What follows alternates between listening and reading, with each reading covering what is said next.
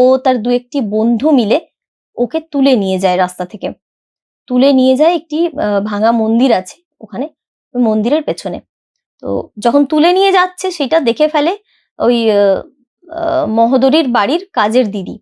তো ও দৌড়ে সঙ্গে সঙ্গে বাড়ির সবাইকে খবর দিতে যায়। দুই বাড়ির লোকজন সঙ্গে সঙ্গেই বেরিয়ে আসেন, খুঁজেও পেয়ে যান সঙ্গে সঙ্গেই, প্রায় একটুক্ষণের মধ্যেই খুঁজে পেয়ে যান। তো যতক্ষণে ওরা দৌড়ে ওই মন্দিরে গিয়ে পৌঁছন তখন দেখেন গিয়ে অন্য কেউ নেই, মহোদরী কিরকম একটা ঘোরের মধ্যে দাঁড়িয়ে আছে, আর ওই ছেলেটি মাটিতে পড়ে গেছে, তার সঙ্গীরা সব পালিয়ে গেছে। ছেলেটির মুখ চোখ বেঁকে গিয়ে গ্যাজলা বেরোচ্ছে, মুখ বেঁকে গেছে, গ্যাজলা বেরোচ্ছে, মাটিতে পড়ে গো গো করছে।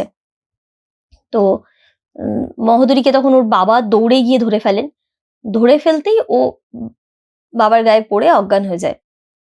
তো ওই ছেলেটিরও ভালো হয়ে উঠতে অনেক দিন সময় লেগেছিল। পরে ছেলেটির যে বন্ধুরা তারা কয়েকজনকে বলেছিল যে মন্দিরে নিয়ে যাওয়ার পরেই নাকি মহোদরীর চোখ মুখ অন্যরকম হয়ে যায়।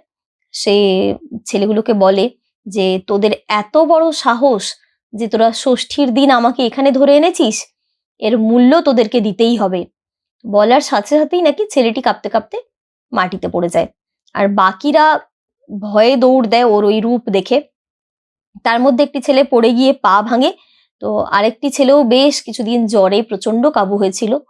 কিন্তু এই ঘটনা বেশি লোক জানাজানি হয়নি।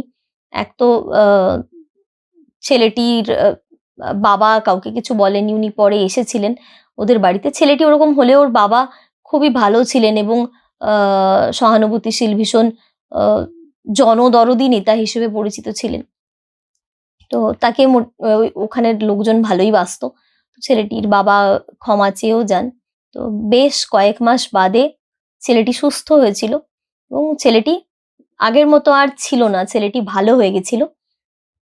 তো সেজন্য এই ঘটনাটা দুই পরিবারের মধ্যেই ছিল, খুব বেশি লোক জানাজানি হয়নি। আর এই ঘটনাটা আমি অনেক পরে ওর বাড়িতে ওর মায়ের কাছে শুনেছিলাম।